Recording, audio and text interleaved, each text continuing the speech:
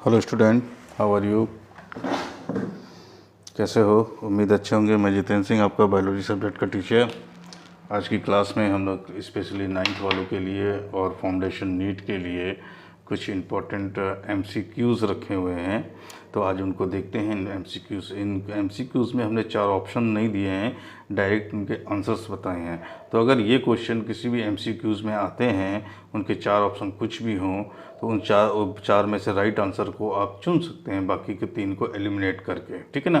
तो ये right answers हैं डायरेक्टली। ठीक है ना? तो जो MCQ से ही हैं, 1 लाइनर क्वेश्चन बना के मैंने इन फॉर्मेट में आपको दिया है, तो आप लोग इसको जल्दी से देखें। इसमें करीबन 12 क्वेश्चंस मैंने रखे हुए हैं और ये भी इसी वीडियोस में इंक्लूड करेंगे, तो अप्रॉक्स 30 के आसपास आप लोगों को दिए जाएंगे। आप सभी लोग इसको ध्यान से देखें और एक एक क्वेश्चन को इम्पॉर्टेंट है वो याद कर लें। ये आपके एग्ज़ाम में आपको बेनिफिट दिलाएंगे। ठीक है, देखते हैं।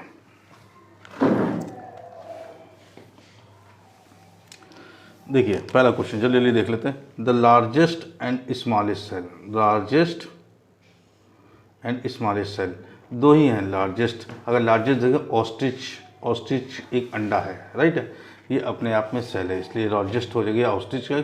और छोटा जो होता है सबसे स्मॉलेस्ट है वो PPLU, इसका फुल नाम होता है प्लूरो निमोनिया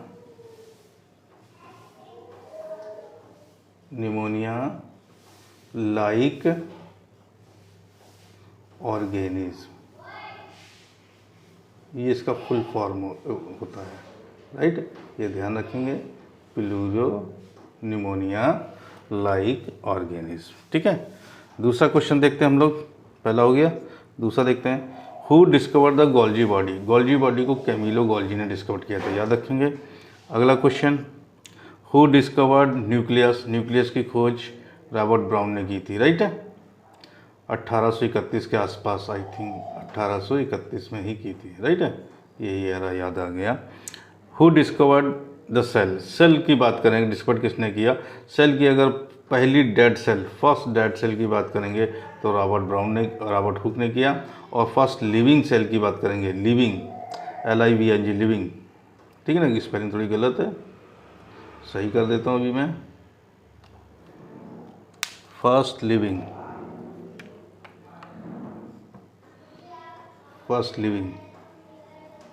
ठीक है ना। फर्स्ट लिविंग सेल खोजी थी एंटोनी वॉन ल्यूवेनहॉक ने, ठीक है ना, ये एग्जैक्ट नॉलेज। फिर आप देखते हैं question number 5, main function of the ribosome. Ribosome का मेन फंक्शन होता है प्रोटीन सिंथेसिस करना, इसीलिए इसको प्रोटीन की फैक्ट्री भी बोलते हैं, ताकि इससे निर्माण प्रोटीन का करता है। अब राइबोसोम के टाइप्स यहीं से जुड़ा हुआ है, देख लेते हैं। टाइप्स इसके 2 ही होते हैं बेटा। एक होता है 70S टाइप, ये S लगा हुआ, इसको 5 ना समझिएगा, S है 70S type, 80S type, right है। अब इसी में हम 80S टाइप की सब यूनिट, ये सब यूनिट से मिलके बने होते हैं। 80S टाइप बराबर 60S type and 40S type equal to 80S type. तो इसकी सब यूनिट आपको पता चल गई।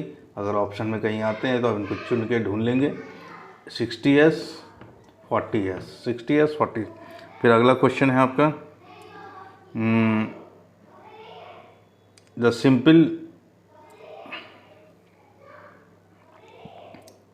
द सिंपल परमानेंट टिश्यू 3 होती हैं, पैरेन्काइमा, कोलेनकाइमा एंड स्क्लेरेन्काइमा, ठीक है ना।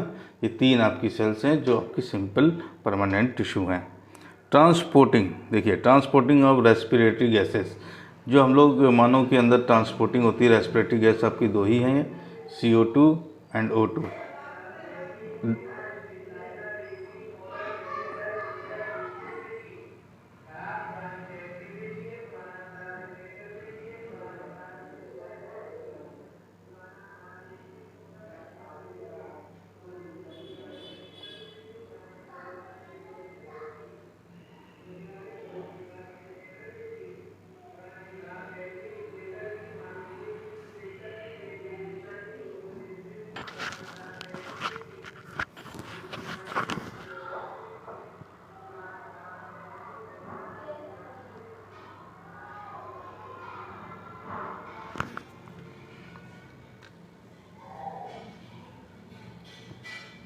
ठीक, हेलो, हाँ स्टार्ट करते हैं। ट्रांसपोर्टिंग और रेस्पिरेटरी एजेंट ऑक्सीजन और CO2 को कौन बॉडी में सर्कुलेट कराएगा, हेल्प करेगा उसको ले जाने का काम? RBC, राइट है, RBC, ठीक है, RBC। RBC के ऊपर एक तत्व पाया जाता है हीमोग्लोबिन,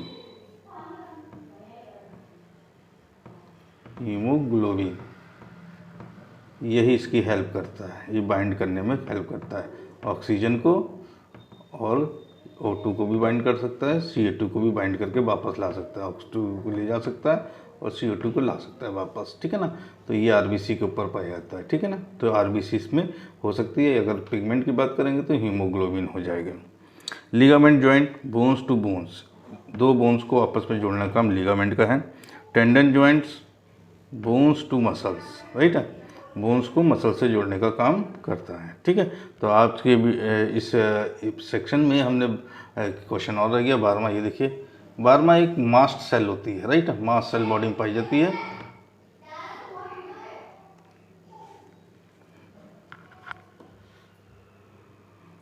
उसमें से 3 केमिकल रिलीज होते हैं, उन केमिकलों का नाम देख लो।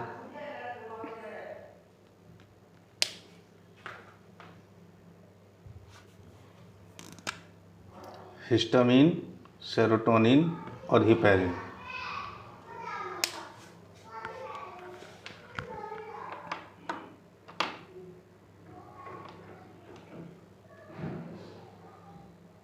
तो ठीक है, ये 3 केमिकल रिलीज होते हैं, इसको याद रखिएगा। अगर ये तीनों एक साथ आते हैं तो आंसर ऑल ऑफ दीज बन जाएगा।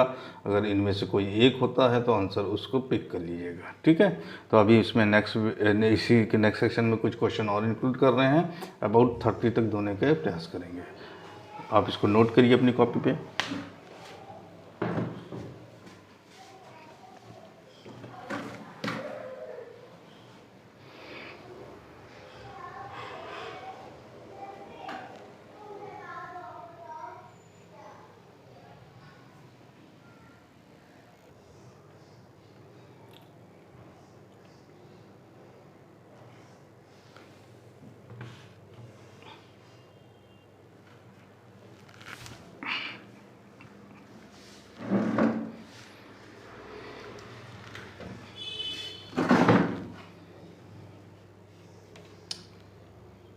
हेलो स्टूडेंट, आगे देखते हैं।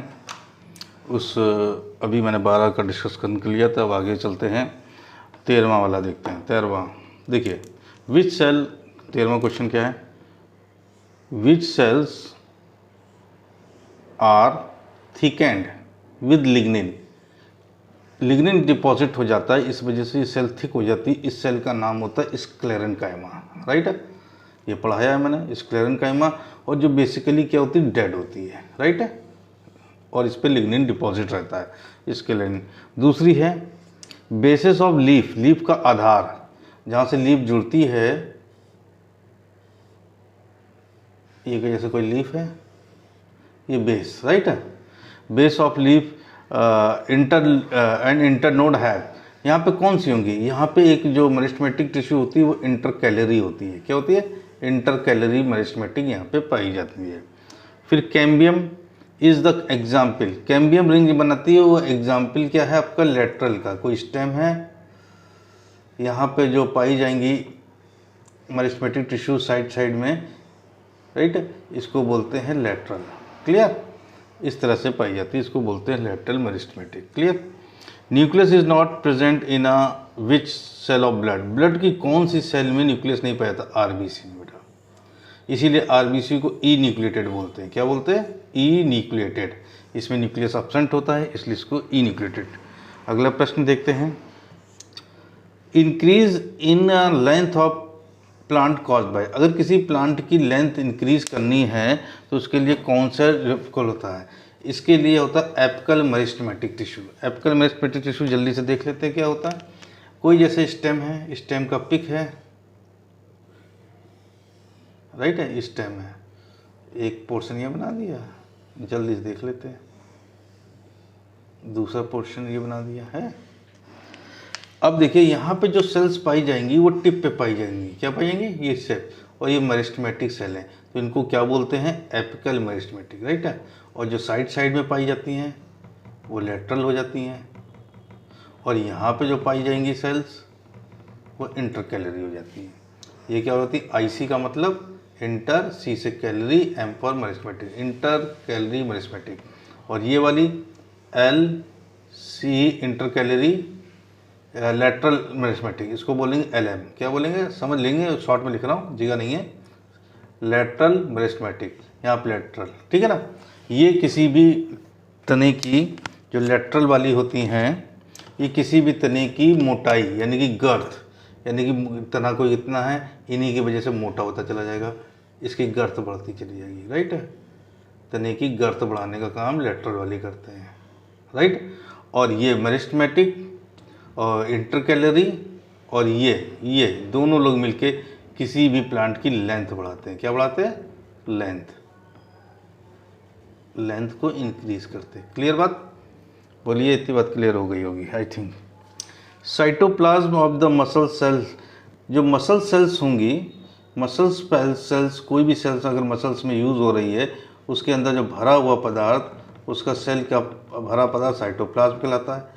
वो सीपी यानी साइटोप्लाज्म, और इसी साइटोप्लाज्म को नाम देते हैं, यहाँ पे मसल सेल्स अगर है तो उसको सार्कोप्लाज्म बोलते हैं। क्या बोलते हैं? सार्कोप्लाज्म। द टेल, आगे देखते हैं। द टेल, इसको थोड़ा साफ करते हैं। देखो ये वाला क्वेश्चन देखते हैं।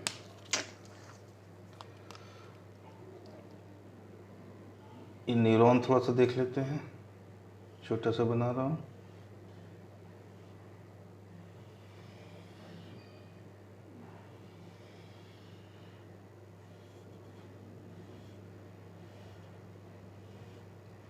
ठीक है, ये हमारा न्यूरॉन है। इसका जो सिलिंड्रिकल प्रोसेस होता है इसको हम लोग एक्सॉन बोलते हैं। क्या बोलते हैं? ये रहा सिलिंड्रिकल पोर्शन, इसको एक्सॉन है। ये साइनेप्टिकल नॉब्स कहलाते हैं, साइनेप्टिक नॉब या बटन भी कह सकते हैं, राइट। और यहाँ से डेंड्राइट्स निकले रहते हैं। फिगर समझ में आ रहा है? ये सारे क्या है? डेंड्राइट्स हैं। डेंड्राइट्स, यहाँ पे न्यूक्लियस होता है, इस वाले पोर्शन को हम लोग साइटोन बोलते हैं, ठीक है ना। तो ये एक न्यूरॉन का फिगर था। क्या बच्चा था? न्यूरॉन का फिगर था, हमने देखा। इसके नीचे वाले पोर्शन को हम लोग एक्सॉन बोलते हैं। क्लियर? आगे देखें, which blood involve with the blood clotting. Blood clotting क्या होता है? जब भी बॉडी में कहीं इंजरी हो जाए, चोट लग जाए, तो ब्लड बाहर बहता है, तो उस ब्लड को रोकने के लिए और भी चीज़ केमिकल लगते हैं, फाइब्रोजिन लगता है, ठीक ना। लेकिन सेल जो प्लेटलेट्स लगती हैं, इम्पॉर्टेंट रोल प्ले करती हैं प्लेटलेट्स, तो ये शामिल होती हैं। Which muscle cells never get टाइड। नेवर गेट टाइड, कौन सी ऐसी मसल्स हैं जो कभी जीवन में थकती नहीं? ये है कार्डियक। कार्डियक कहाँ पाई जाती हैं? हार्ट में। ये प्रेजेंट होती हैं कहाँ पे? ये प्रेजेंट होती हैं आपके हार्ट में। और हार्ट इसीलिए लाइफ टाइम वर्क करता है बिना थके, ठीक है ना। चलिए, cartilage and bones are type. Cartilage और ये बोन्स दोनों की, ये कैसे हैं? ये दोनों कनेक्टिव टिश्यू बेटा, इसीलिए क्या है? कनेक्ट, कुछ ना कुछ ज्वाइंट करा रहे हैं आपस में एक दूसरे को, ये कनेक्टिव टिश्यू।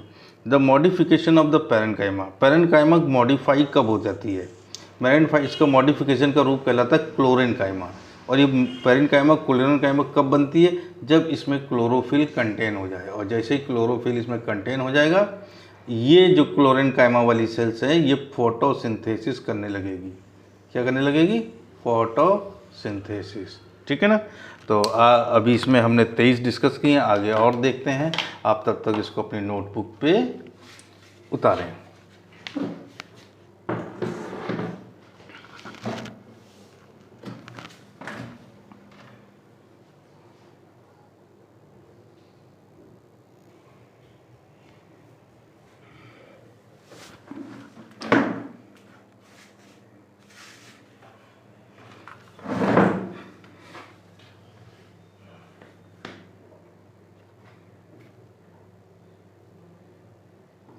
हेलो स्टूडेंट, चलिए आगे देखते हैं। उसमें पीछे भी हमने 23 तक कर लिया था। अब आगे देखते हैं। अगला क्वेश्चन हम लोग लेते हैं 24। Dendrite are the found in. देखिए अभी मैंने पीछे वाले क्वेश्चन पे एक न्यूरॉन का फिगर बनाया था, उस फिगर में मैंने सारे पार्ट्स नज़र आए दिखाए थे, तो उसी पार्ट्स को फिर से आप ध्यान से देखना। वहाँ पे न्यूरॉन्स होता है, उस पूरी स्ट्रक्चर को हमने न्यूरॉन्स बोला, और उसका एक भाग होता है साइटोन।